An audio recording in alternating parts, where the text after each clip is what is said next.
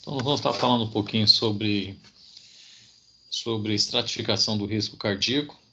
A estratificação do risco cardíaco ela envolve, principalmente o que a gente vai lidar na farmácia, os fatores de risco adicionais aliado aos valores pressóricos. Uma outra forma de se calcular também a questão do risco cardíaco é onde se estabelece um score, ou seja, o paciente tem doenças cardiovasculares, lesão no órgão-alvo, isso aí se estratifica através da idade e outros fatores nós vamos abordar à frente, e então se estratifica o risco do paciente apresentar uma doença cardiovascular na perspectiva de uns 10 anos. Então, nós temos duas formas, né? E você também pode fazer a sua leitura, né, da sua idade vascular cardio-metabólica através desses links aqui. Você também pode desenvolver isso aqui. Bom, como eu falei anteriormente, são duas estratégias diferentes. Uma estratégia onde avalia os riscos adicionais com os valores pressóricos e outro que eu tenho o quê? Através de estimativa de lesão, né, no sistema cardiovascular, você calcula a perspectiva de desenvolver uma doença cardiovascular em 10 anos desse paciente. Essa metodologia, né, é em pacientes principalmente de 30 ou 74 anos. Então, nós chamamos de estratificação do risco cardiovascular adicional e risco cardiovascular global. Vamos abordar o risco cardiovascular adicional através dessa estratificação, pois é essa aqui que nós vamos utilizar com maior frequência na farmácia. Então, se estratifica através dos fatores, dos valores pressóricos associados com os riscos adicionais. E o que são os riscos adicionais? Os riscos adicionais são, primeiramente, sexo. O sexo masculino está mais suscetível a desenvolver, principalmente acima de 55 anos, ou mulheres acima de 65 anos. História prévia de doença cardiovascular prematura em grau de parentesco de primeiro grau. Então, nós temos aqui o homem menor que 55 anos ou mulher menor que 65 anos. Daí, na farmácia, é sempre bom perguntar para o paciente: seus pais são vivos? Tem alguma patologia? Ah, morreu. Morreu do quê? Para identificar essa história prematura de doença cardiovascular. A questão do tabagismo. Outro fator também adicional é a dislipidemia. Aí não interessa se é o colesterol, se é o LDL, se é o HDL ou triglicerídeos. Qualquer fator que tiver alterado, né, é considerado uma dislipidemia e é um fator adicional. Então, colesterol acima de 190, LDL acima de 115, HDL menor que 40, né, nos homens, menor que 46 nas mulheres. E os triglicerídeos superior a 150. Isso aí tudo, independente, não necessariamente se não está todo alterado, dessa alteração, a dislipidemia é um risco adicional. Resistência à insulina, da mesma forma, glicemia plasmática em jejum de 100 a 125, o teste de tolerância à glicose, né, de 140 a 190, após 2 horas, e a hemoglobina glicada, de 5,7 a 6,4, também são considerados o quê? Riscos adicionais, considerados como resistência à insulina e risco adicional. A obesidade também é um fator importante, onde nós vamos analisar a obesidade através do quê? Através do índice de massa corpórea. Como que eu calculo o índice de massa corpórea? Eu pego o peso e divido pela altura ao quadrado. Então, você calcula também o índice de massa corpórea. E pela Sociedade Brasileira de Cardiologia, acima de 30, né? Então, é considerado um risco adicional para o sistema cardiovascular. Temos também a circunferência abdominal, em homens acima de 102 e mulheres acima de 88. Então, esses aqui são os fatores adicionais. E relacionando com os níveis pressóricos. Então, um determinado paciente, por exemplo, tem 2 fatores de risco e o nível pressórico dele está em 139 por 89. Então, o risco é baixo. Se ele tiver 2 fatores de risco e o nível pressórico dele estiver em 14 por 9, aí então ele passa a já ter um risco o quê? Moderado. Se ele tem apenas 2 fatores de risco e tem a pressão em torno de 15 por 10, aí ele é de alto risco. Então, sempre relacionando o número de fatores com o quê? Com os valores pressóricos. Se estabelece o risco cardíaco. Vamos colocar uma situação problema aqui. Paciente idoso, 65 anos, 70 anos, 1,70 m de altura, não ingere bebida alcoólica, nem fuma. Circunferência abdominal, 100. Atividade física regular, não é diabético, apresenta hipertensão, nos valores pressóricos de 138 por 85. Aí nós temos o perfil lipídico, já observamos aqui uma alteração, tanto no colesterol como no triglicerídeos, né? Vamos verificar, então, o índice de massa corpórea. Então, a gente pega o peso e divide pela altura ao quadrado. Então, nós vamos ter um índice de massa corpórea de 24. Então, está bom, tranquilo. Então, quantos fatores de risco nós encontramos nesse paciente? Nós encontramos a idade, encontramos o colesterol. Vamos relacionar com o quê? Com os níveis pressóricos. Então, ele tem 2 fatores de risco e vamos relacionar com o nível pressórico. Qual que era a pressão lá? Era 13, 138 por 89. Então, vamos ter o quê? 138 por 89. Nós temos, então, um nível baixo, a questão do risco cardíaco baixo. Outra situação, problema, 65 anos, sexo masculino, 65 anos, 98 quilos, 1,70 m, não bebe, não fuma, circunferência abdominal, sedentário, hipertenso, pressão então de 15 por 10. Aí se observa isso aqui, alteração também do perfil lipídico, a circunferência abdominal já está alterada, e nós calculamos o índice de massa corpórea, nós vamos observar também um aumento dele. Então nós temos idoso, sexo masculino, 65 anos, fuma, circunferência abdominal, perfil lipídico, índice de massa corpórea, e vamos relacionar com o quê? Com os níveis pressóricos. Então, nós temos, nesse paciente, 1, 2, 3, 4, 5. 5 fatores de risco, ou seja, mais 3 fatores de risco. Vamos relacionar com a pressão, mantinha isso aqui, 15 por 10. Então, pressão em torno de 15 por 10. Então, esse paciente é um paciente o quê? De risco alto. Alto risco. Outra situação, problema aqui, nós temos, então, 65 anos, 98, né? Nós fizemos o índice de massa corpórea, está em 33, ele é fumante, 110, olha aqui, glicemia 302 e a glicada 8. Então aqui eu já falo que o paciente é diabético, então, o paciente já é automaticamente, se ele é um paciente diabético, ele já é automaticamente de alto risco. Então nós vamos observar vários fatores de risco, né? Olha lá, idade, tabagismo, dislipidemia, resistência à insulina, circunferência abdominal. Mas pelo fato dele já apresentar o quadro de diabetes, então toda vez que ele estiver apresentando diabetes mellitus, doença renal crônica, doença cardiovascular, angina, insuficiência cardíaca, hipertrofia do ventrículo, né, que é considerado, vamos dizer assim, lesão em órgão-alvo, automaticamente, dependente dos fatores de risco, eles já são considerados uns pacientes de alto risco. Uma outra situação, a situação 4, onde nós temos, da mesma forma, paciente idoso, peso, índice de massa corpórea elevada, creatinina, vamos até daqui a pouquinho, perfil lipídico, né? E o que nós observamos aqui? A creatinina, né? Níveis pressóricos elevados, creatinina é de 0,72 a 1,25 no sexo masculino. Observamos também no EAS a presença do quê? De proteínas na urina, né? Então, nós temos lá proteínas na urina e creatinina. Então, é um indício do paciente ter o quê? Uma insuficiência renal crônica. Vamos, então, fazer o cálculo, né? Como que é o cálculo? Existe uma fórmula na qual você calcula, ele trabalha 140 menos a idade, vezes a massa, dividido por 72, vezes a creatinina. Se for mulher, tem um fator de correção. Então, o paciente é 140 menos a idade, 65, o peso 98, dividido por 72, vezes 2,5, que é o valor da creatinina. Então, ele tem uma filtração glomerular de 40,83 ml por minuto. O normal é acima do quê? Acima de 90, dependendo do padrão do laboratório, acima do que? De 60 ml por minuto. Então, se nós considerarmos a taxa de filtração glomerular desse paciente, que é de 40,83, ele está no estágio o quê? Estágio 3, moderadamente, extremamente diminuído. Então, ele já está desenvolvendo a insuficiência renal. Se fizermos um simples cálculo também, ó, se 90% seria 100% da função renal, 40,83 corresponde ao quê? 45%. Então, a função renal dele está funcionando em ter 45%. Nós temos também algumas calculadoras automáticas, né, como da Sociedade Brasileira de Nefrologia, onde é sbn.org.br, onde você utilidades calculadoras, onde você joga a creatinina, a idade, o peso, automaticamente ele já vai dar a filtração glomerular desse paciente. Então vamos lá.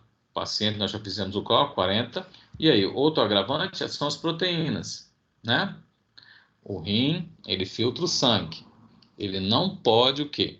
Permitir a passagem de macromoléculas, que seriam o quê? As proteínas. Bom, na hipertensão, nós chamamos de disfunção endotelial, onde eu tenho a proliferação do músculo liso, depósito de colágeno e também a produção de mediadores constritores. Então, há um predomínio de mediadores constritores. Então, nós temos aqui uma situação onde a artéria ela fica calibrosa e com a luz pequena, diminuindo a filtração glomerular. Se diminui a filtração glomerular, o que acontece? Diminui também a irrigação dos glomérulos. E aí nós vamos ter, primeiramente, o quê? A diminuição da taxa de filtração glomerular e, posteriormente, uma isquemia dos glomérulos e começa a lesionar. Uma vez que começou a lesionar, permite a passagem de moléculas de baixo peso molecular, chamada microalbinúria. E, posteriormente, a lesão persistir, nós vamos ter a macroalbinúria, que é o que nós detectamos aqui nessa situação, problema de 200 miligramas. Então, nós vamos lá. Filtração glomerular do paciente em torno de 40,83 e a presença de proteína de urina de 30 a 300. Então, paciente constatado de insuficiência renal. Bom, se ele já tem um quadro de insuficiência renal, doença renal crônica, automaticamente ele é considerado o quê? Considerado um paciente de alto risco. Bom, podemos também fazer o cálculo através da estratificação do risco cardiovascular global, onde se detecta através do score a possibilidade de desenvolver uma doença cardiovascular nos próximos 10 anos. Como que se calcula isso? Primeiramente, primeira etapa, se tiver a presença de doença aterosclerótica, automaticamente ele já é alto risco, certo? Ou equivalente. Então, se tiver depósito de placa, ele já é alto risco. Ou que é equivalente. O que seria o equivalente? Seria uma doença coronariana, né? Obstrução periférica, ou se já teve um AVC, se já teve uma aterosclerose subclínica com um método diagnóstico, ou seja, um Doppler de carótida, onde tem um depósito lá, então já é, né, considerado também de alto risco. Se já teve alguma patologia, algum procedimento, né, de revascularização vascular arterial, como, por exemplo, um stent, a colocação de stent, ou mamária, safena mamária, então já é considerado também um paciente de alto risco. Se ele tem diabetes, tanto faz 1 ou 2, ele é alto risco também. Se ele tem doença renal crônica, ele é alto risco. E se ele tem a hipercolesterolemia familiar, ele é alto risco. Sem lembrar que nós temos a artéria normal, né? Depois nós vamos somar a estria gordurosa, depois a placa de fibrogordura, depois a placa que está suscetível a romper. Se ela romper, aí nós vamos ter o quê? Um aneurisma. Se ocluir, nós vamos favorecer a formação do quê? De trombo. E às vezes eu tenho a estenose crítica, né? Que aí vai faltar sangue, no caso do paciente cardíaco, às vezes desenvolve o quê? Um infarto agudo do miocárdio. Então, primeiramente, nós temos a formação das estrias, depois a placa nós temos o quê? Já a parte clínica, né? Ela pode se romper, grande parte desenvolver um aneurisma, né? Ou obstruir, também desenvolver um aneurisma, aí pode ser hemorrágico ou isquêmico, ou obstrução pode levar a um quadro de gangrena, ou obstrução pode levar a um quadro de infarto agudo do miocárdio. Então, nós vamos formando, na primeira década, temos acúmulo de lipídios sem manifestação clínica. Na terceira década, nós temos formação das estrias gordurosas sem manifestação clínica. Depois nós temos, na terceira década, na parte intermediária, o acúmulo de lipídios também sem manifestações. Bom, a partir da quarta década, perdeu a validade, né? Então, aí nós começamos a desenvolver a placa de ateroma com acúmulo, né, de gordura e hipertrofia do músculo liso dos vasos sanguíneos e o depósito de colágeno e as suas respectivas complicações. Podemos ter uma fibroateroma, né, com acúmulo de músculo liso e colágeno também com suas complicações, que é o quê? A oclusão, o aneurisma, né, e a formação de trombo. E por último, né, a quarta década, já mais avançada, essa placa de ateroma pode romper e desenvolver o quê? Às vezes uma trombose, ou ocluir e desenvolver um infarto. Então vamos lá, vamos entender a estratificação do risco global.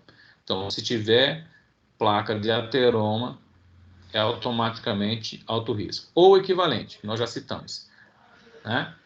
Aterosclerose subclínica, procedimento de revascularização, diabetes, doença renal crônica ou hipercolesterolemia familiar também é considerado alto risco.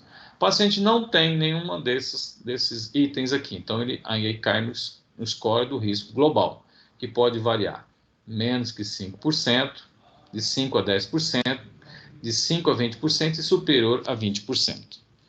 Bom, temos que lembrar também que, mesmo ele não tendo, né, a placa de aterosclerose ou equivalente, ele tem alguns fatores agravantes. Vamos lá então entender. Mulher, o que eles levam em consideração para o score? Olha lá, idade, HDL, colesterol, pressão arterial sistêmica não tratada, pressão arterial sistêmica tratada, fumo, tabagismo e a diabetes. Então, se o paciente, vamos lá, se o paciente, de repente, ele tem idade de 35 a 39 anos, então ele tem 2 pontinhos. Se ele tem colesterol acima de 200, ele tem mais 2 pontinhos. Então, 2 mais 3 são 5 pontinhos. Certo? Aí, 5 pontos, aí vai lá. 5 pontos, qual que é a probabilidade de desenvolver daqui a 10 anos? 2,8%. A probabilidade de desenvolver uma doença cardiovascular. No homem, a mesma coisa. Vamos considerar lá, homem, acima de 50 anos, né? 50 a 54, então tem 8 pontinhos já. Colesterol alterado, está lá em 200, tem 2 pontinhos, então 8, 2 são 10. Ele é fumante, né? Ou, vamos dizer assim, vamos colocar outro aqui. Pressão arterial tratada, né? Mantendo-se os níveis pressóricos em torno de 12 por 8, então ele tem 2 pontinhos, então são 12 pontinhos. 12 pontinhos, vamos lá. 7, 8, 9, 10, 11. Aqui, 12 pontinhos, a probabilidade é de 13% dele desenvolver algum processo. Ok? O que é fator agravante? História familiar, né, prematura de morte por doença cardiovascular, diagnóstico de síndrome metabólica, microalbinúria ou a macroalbinúria, por considerar doença renal crônica, hipertrofia do ventrículo, proteína ultrassensível superior a 2 mg por decilitro, processo de revascularização, né, ou formação de placas, né, e score, né, do coronariano e o índice de tornozelo, índice de tornozelo braquial, na qual identifica a obstrução arterial periférica. Vamos colocar então aqui uma situação problema, 65 anos, 70 quilos, 1,70, já calculo o índice massa corpórea de lá, não ingere bebida alcoólica, circunferência abdominal, perfil lipídico já está alterado, né, principalmente triglicerídeos, sem fator agravante. Então vamos lá, considerar então 1, 2, olha lá, 3, 4. Então o que o paciente apresenta? Vamos lá. O paciente apresenta o quê? Em 24, índice de massa corpórea, considerando então o paciente, então idade, 12 pontinhos, HDL 1, colesterol 0, pressão arterial 2, então ele tem 11. Se ele não apresenta histórico o quê? Cardiovascular, né? Não apresenta os agravantes, perdão, de histórico cardiovascular. Então se ele tem 11 ele teria o quê? Um percentual, tem 11 no total de pontos, teria um percentual de 11% desenvolver insuficiência renal, ou desenvolver algum quadro de infarto agudo do miocárdio ou doença cardiovascular. Situação 2.